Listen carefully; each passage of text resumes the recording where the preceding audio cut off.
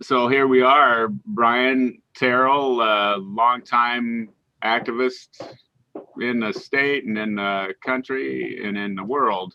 You've been at this for a long time, Brian, and we've got some interesting times going on right now. That doesn't mean there's a lot of peace in the world, and there's still activities in the militaries going on all over the place. Tell us a little bit about what's going on with you. I'm talking to you on the 13th of November, and it's important because it was exactly a year ago yesterday that I was with 6 friends who are all, I live in Iowa, they're all in Wisconsin, and the Wisconsin Air National Guard at Volk Field trains soldiers from all over in the use of the Shadow drone, unmanned aircraft that's used for surveillance and targeting. They're used in conjunction with Apache helicopters that actually deliver the blow. And there's been, for many years, there's been protests and trying to call people of Wisconsin to the interest and of the country, what's going on, and that the fact that this is these drones are being used in countries all over the world. None of them in any kind of declared war, and there have been tremendous numbers of civilians killed in these wars. We've been now ever since 2001, October 2001, been involved in and before really been involved in these wars, and there seems to be no end.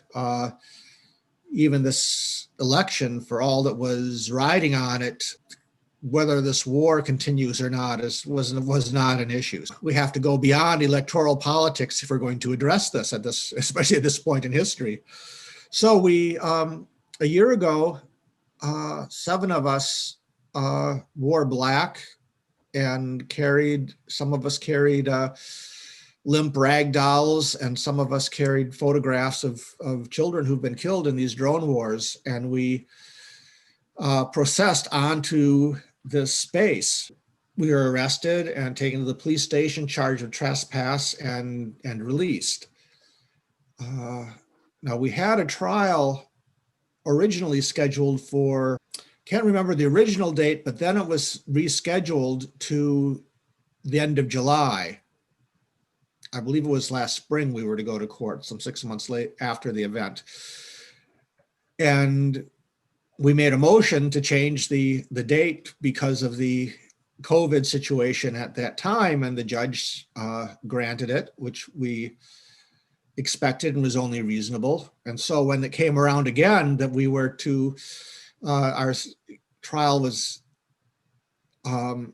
scheduled for the 31st, and that was changed to November 16th, to next Monday.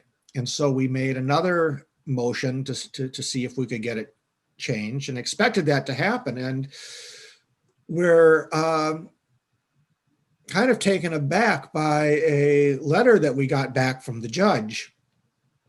It was dated the 2nd of November, denying our request and saying that, well, he pretty much accused us of using the COVID-19 situation as an excuse for not having our day in court, of not trying to get out of it.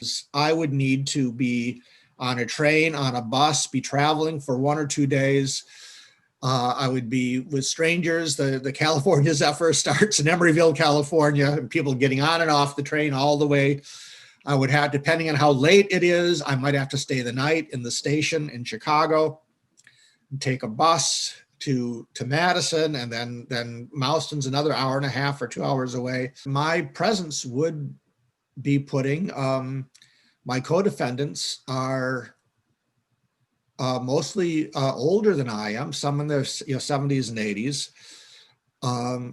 That this would be that I in particular would be putting my my co-defendants and the court personnel in greater danger. The judge said to that he didn't understand why that was relevant. And he said, I treat everyone fair no matter where they're from. Oh my. And, ignoring that, and also said, I think you're probably saying, what's the big deal? This is such a small charge, but I think everybody should have their day in court. And so we're going to do this. But, none of us take this lightly, and all of us want our day in court. It's important to us. We're ready to be, to prepare and to have witnesses and to speak to, the fact that we did not break the law at all on that day. We were not in anybody's way. We disrupted nothing. We were a textbook peaceable assembly to address grievances with our government. And also it was a religious procession. We were walking solemnly. We had a statement that we read to the guards and to the police. They had they knew what this was about. The crime is not what we did. The crime is the murders that are going on with the drones. It's not us saying it's no big deal. It has been the court, and it's been the police. We think that it is a very big deal. We think that it's life and death.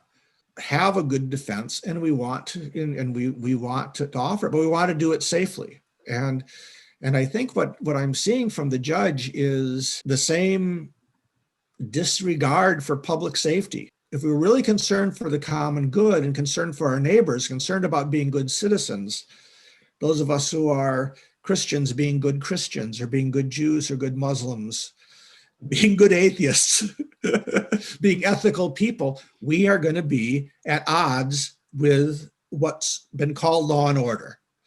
We are going to have to, that if we really care about each other, the common good is not being represented by the police, by the courts. Being a good citizen today is putting us in conflict with the powers that be. Everything is shifting. Since the judge wrote his letter, number of new cases in Wisconsin per day has more than doubled, 8,000 a day. The Wisconsin Department of Health Services had to invent a new category just yesterday or 2 days ago, critically high. Critically high is a category nearly 3 times higher than very high. Because this is such a small charge, the judge could find us guilty if we don't show up. I certainly won't be there, and impose a fine.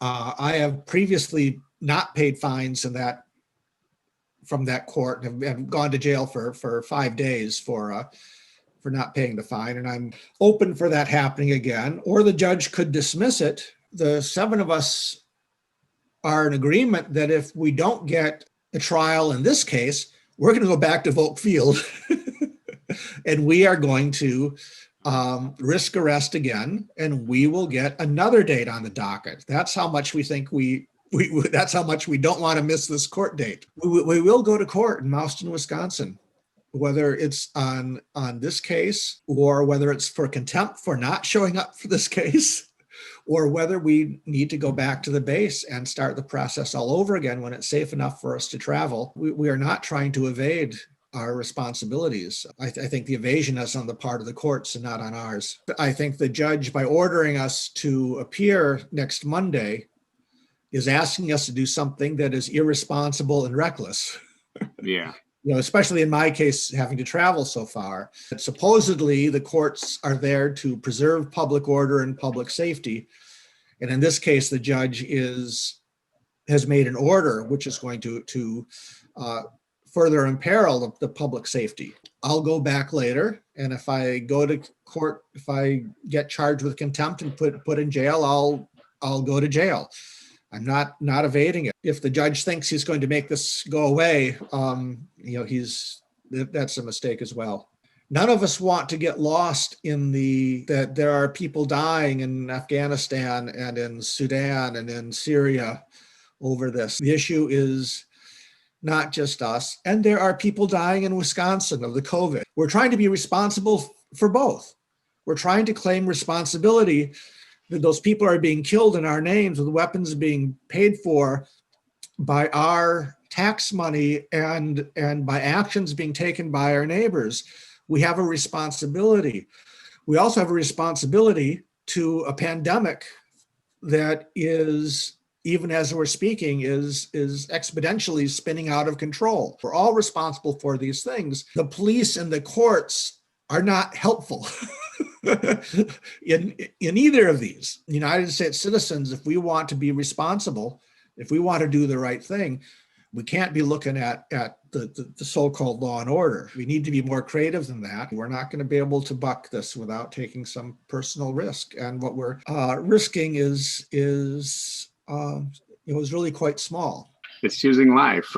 Yes. I mean, where's the choice? Life or death? Well, we're choosing life. Yes, in lockstep obedience to laws and the police orders and the courts is not choosing life. Unfortunately, it's too bad that it couldn't be consistent. It's too bad that we live in a society where if we do what we're told, quietly obedient, that would be somehow contributing to the public peace and public safety. But it's not. To be obedient right now is to be pretty reckless. Is there anything that people know that agree with what you're doing and with that want to support or help? Well, thank you for asking.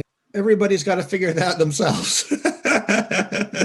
I'm not good at telling. I'm trying so hard to figure out what I should do. Yeah. In these times, I hesitate to tell other people this case is coming up in just a few days. Yeah. And we haven't heard anything. When we made our first request, we heard immediately from the judge, no. But then since then we've been writing to the judge about our position and asking for clarifications, and we've had no answers. Well, I'm hoping that on Monday the date will just be put off. I think for now we'll just wait and see, and we'll keep you informed.